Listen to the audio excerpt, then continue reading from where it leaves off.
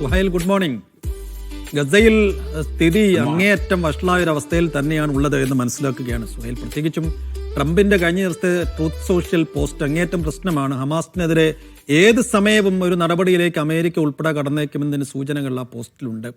അപ്പോൾ ഏത് തരത്തിലുള്ളൊരു സൈനിക വിന്യാസമാണ് ഗസയിൽ ഉടൻ നടത്താൻ പോകുന്നത് അമേരിക്കയും ഇസ്രായേലും ചേർന്നെന്നാണ് മനസ്സിലാക്കുന്നത്. എന്തുകൊണ്ടാണ് ഈ ഹമാസ് ഇപ്പോഴും അവരുടെ കയ്യിലുള്ള ബോഡി, അവരുടെ കയ്യിലുണ്ട് എന്ന് പറയപ്പെടുന്ന മൃതദേഹങ്ങൾ വിട്ടുകൊടുക്കാൻ അവർക്ക് കഴിയാത്ത? എന്താണ് ഗസയിൽ സംഭവിക്കുന്നത്? ബാക്കി അന്താരാഷ്ട്ര വാർത്തകൾ കൂടി. നിലവിൽ ഗസയിലുള്ള സംഭവവികാസങ്ങളെ അടിസ്ഥാനമാക്കി പുതിയ 2-3 കാര്യങ്ങൾ U S state secretary Marco Rubio പറഞ്ഞിട്ടുണ്ട്. അതിലൊന്ന്, പൂർണ്ണമായിട്ടുള്ള വിഭജനം, ഗസയെ പൂർണ്ണമായി വിഭജിക്കുക എന്നുള്ളത് ലക്ഷ്യമല്ല, ഇസ്രായേലും അങ്ങനെ വിചാരിക്കുന്നില്ല എന്നാണ് മാർക്കോ റൂബിയോ പറയുന്നത്. നമുക്കറിയാം, ഇപ്പോൾ മഞ്ഞവര ഏകദേശം 53% ഇസ്രായേലിന്റെ നിയന്ത്രണത്തിലാണ് ഇപ്പോഴും ഉള്ളത്. വെടിനിർത്തലുണ്ട് എന്ന് പറയുമ്പോഴും അവിടേക്ക് കടന്നാൽ വെടിവെക്കുകയാണ്. ഇത് അങ്ങനെ തന്നെ തുടരാൻ താല്പര്യമില്ല എന്ന് പറയുന്നു.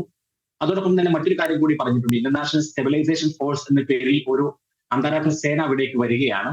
ആ അന്താരാഷ്ട്ര സേന വരുമ്പോൾ അത് UN ഒരു പ്രമേയത്തിന്റെ അടിസ്ഥാനത്തിലായിരിക്കുമെന്നും അവിടെ ഏതൊക്കെ രാജ്യം ഉണ്ടാവണം എന്നുള്ള കാര്യത്തിൽ ഇസ്രായേലിനൊരു ടേക്ക് ഉണ്ടാവും എന്നുമാണ് ഇപ്പോൾ മാർക്കോ റൂബിയോ പറയുന്നത്.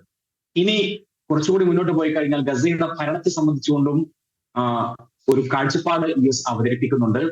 അതിൽ ഹമാസോ അതേപോലെ തന്നെ പലസ്തീൻ അതോറിറ്റിയോ ഉണ്ടാകില്ല എന്ന ഇസ്രായേലിന്റെ നിലപാട്, ആ നിലപാടിനൊപ്പം തന്നെ അമേരിക്ക നിൽക്കുന്നു എന്നാണ് നമ്മൾ മനസ്സിലാക്കേണ്ടത്. മറുഭാഗത്ത് ഹമാസിനെ അവരുടെ എല്ലാ കാര്യങ്ങളിലും, പ്രത്യേകിച്ചും ഗസയുടെ ഭരണം ആരുടെ കയ്യിലായിരിക്കണം എന്നുള്ള കാര്യത്തിൽ മധ്യസ്ഥ രാജ്യങ്ങളായ ഈജിപ്തും ഖത്തറും തുർക്കിയും അവരെ ഒരു ധാരണയിൽ എത്തിച്ചിട്ടുണ്ട്. ഒരു അന്താരാഷ്ട്ര സേന വരുന്ന ഘട്ടത്തിൽ തന്നെ പലസ്തീൻ ടെക്നോക്രാറ്റുകളുടെ ഒരു സ്വതന്ത്ര സമിതി ഗസ ഭരിക്കുക എന്ന നിലപാടിലേക്ക് അവരെ എത്തിച്ചിട്ടുണ്ട്. അപ്പോൾ ഇതിന്റെ പ്രാക്ടിക്കൽ രംഗത്ത് എങ്ങനെയാണ് വരുന്നത്? ഹമാസിനെ വേണ്ട രൂപത്തിൽ തൃപ്തിപ്പെടുത്തുന്ന രൂപത്തിൽ മധ്യസ്ഥ രാജ്യങ്ങൾ ഒരു നിലപാടിലേക്ക് എത്തിക്കുന്നു. ഇസ്രായേലിന് വേണ്ട രൂപത്തിൽ അമേരിക്ക ഒരു നിലപാടിലേക്ക് എത്തിക്കുന്നു. ഇത് പ്രായോഗിക തലത്തിൽ ഗസയിൽ എങ്ങനെയാണ് നടപ്പിലാവുക എന്നതിനെ കുറിച്ച് ഒരു വ്യക്തതയുമില്ല. കാരണം അത് രണ്ടും തമ്മിൽ പലതരത്തിലുള്ള ക്ലാഷുകൾ നിലനിൽക്കുകയാണ്.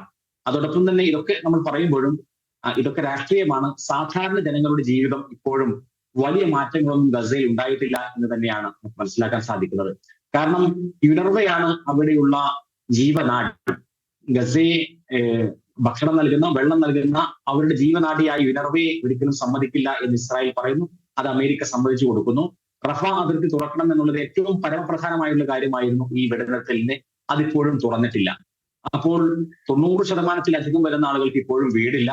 വീട് വെക്കാനുള്ള താൽക്കാലിക ടെന്റുകൾ നിർമ്മിക്കാനുള്ള ഉപകരണങ്ങൾ പോലും റഫ അതിർത്തിയിൽ കാത്തുകെട്ടി കിടക്കുകയാണ്. അതേപോലെ തന്നെ കുഞ്ഞുങ്ങൾക്കുള്ള ഭക്ഷണ സാമഗ്രികൾ അവിടെ കാത്തുകെട്ടി കിടക്കുന്നു. ഒരു തക്കാളിക്ക് പോലും വൻ വില നൽകേണ്ടി വരുന്ന വലിയ വിലക്കയറ്റം എല്ലാ മാർക്കറ്റിലും ഉണ്ടാകുന്നു.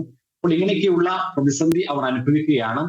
ഈ ബന്ദികളുടെ കാര്യം നോക്കുകയാണെങ്കിൽ വലിയ ഉപകരണങ്ങൾ ഉണ്ടായാൽ മാത്രമേ, റബിൾസിന്റെ വലിയ കൂട്ടം, വലിയ പാറക്കഷ്ണങ്ങൾ പോലെ ബിൽഡിങ്ങുകളുടെ അവശിഷ്ടങ്ങൾ കിടക്കുമ്പോൾ അതിനുള്ളിൽ നിന്ന് ഈ അവശിഷ്ടങ്ങൾ നീക്കിയതിനു ശേഷം മാത്രമേ ബാക്കിയുള്ള ബന്ദികളുടെ മൃതദേഹം കണ്ടെടുക്കാനാവൂ എന്നാണ് ഹമാസ് പറയുന്നത്. അതുകൊണ്ട് തന്നെ ആ ഉപകരണങ്ങൾ പോലും ഇങ്ങോട്ട് കൊണ്ടുവരാൻ അനുവദിക്കുന്നില്ല ഇസ്രായേൽ. ഇപ്പോൾ നമ്മൾ ഏറ്റവും പുതിയ ഒരു വാർത്ത കേൾക്കുന്നത്, ഒരു ഈജിപ്തിന്റെ വിദഗ്ധ സംഘത്തെ, ഒരു ടെക്നിക്കൽ ടീമിനെ ഈ മൃതദേഹങ്ങൾ കണ്ടെത്താൻ വേണ്ടി ഗസയിലേക്ക് അനുവദിക്കും ഇസ്രായേൽ എന്നുള്ള പുതിയൊരു വാർത്ത വരുന്നുണ്ട്. അത് എത്രത്തോളം കൃത്യമാണ് അത് ഇസ്രായേൽ സ്ഥിരീകരിച്ചിട്ടില്ല. ആ വാർത്ത ശരിയാണെങ്കിൽ ഈ റബിൾസിന്റെ ഇടയിൽ നിന്നും, കെട്ടിടാവശിഷ്ടങ്ങൾക്കിടയിൽ നിന്നും ഈ ബന്ദികളുടെ മൃതദേഹങ്ങൾ വിട്ട് കിട്ടാനുള്ള സംവിധാനങ്ങൾ ഒരുക്കും എന്നാണ് നമ്മൾ മനസ്സിലാക്കേണ്ടത്. ഇനി അന്താരാഷ്ട്ര രംഗത്തെ ഏറ്റവും പ്രധാനപ്പെട്ട ഇന്നത്തെ ഒരു വാർത്ത എന്ന് പറയുന്നത്, അത് US പ്രസിഡന്റ് ഡൊണാൾഡ് ട്രംപിന്റെ ഏഷ്യൻ പര്യടനമാണ്. ഒരു 5 ദിവസത്തെ പര്യടനത്തിന് വേണ്ടി ട്രംപ് ഏഷ്യയിലേക്ക് വരികയാണ്. ആദ്യത്തെ ഡെസ്റ്റിനേഷൻ എന്ന് പറയുന്നത് മലേഷ്യയാണ്. മലേഷ്യയിലെ ആസിയാൻ ഉച്ചകോടിയിൽ ട്രംപ് ഇന്ന് പങ്കെടുക്കും. 2-3 കാര്യങ്ങളിലാണ് ഈ ഏഷ്യൻ പര്യടനത്തിന്റെ ഊന്നൽ എന്ന് പറയുന്നത്. ഒന്ന്, അമേരിക്ക ഫസ്റ്റ് എന്ന് പറയുന്ന മെഗാ ക്യാമ്പയിന്റെ പ്രധാനപ്പെട്ട ഭാഗം. അതിൽ ചാരിഫ് കാര്യങ്ങളുണ്ട്. അതോടൊപ്പം തന്നെ ഇന്ന് ഉണ്ടാവാൻ പോകുമെന്ന് നമ്മൾ പ്രതീക്ഷിക്കുന്ന തായ്ലൻഡും കംബോഡിയയും തമ്മിലുള്ള സമാധാന ഉടമ്പടി, അത് താനാണ് തായ്ലൻഡും കംബോഡിയയും തമ്മിലുള്ള യുദ്ധം അവസാനിപ്പിച്ചത് എന്നാണ് ട്രംപ് അവകാശപ്പെടുന്നത്. ആ സമാധാന ഉടമ്പടിയിൽ ഒപ്പുവെക്കുന്ന ഒരു പ്രതീകാത്മകമായിട്ടുള്ള ഒരു നടപടി സ്വാഭാവികമായും ആസിയാൻ കരാറിന്റെ ഭാഗമായി തന്നെ ഉണ്ടാകും. അതേപോലെ തന്നെ ഈസ്റ്റ് തിമോറിനെ ആസിയാൻ കൂട്ടായ്മയിൽ 11ാമത്തെ രാജ്യമായി വരുത്തുന്നു.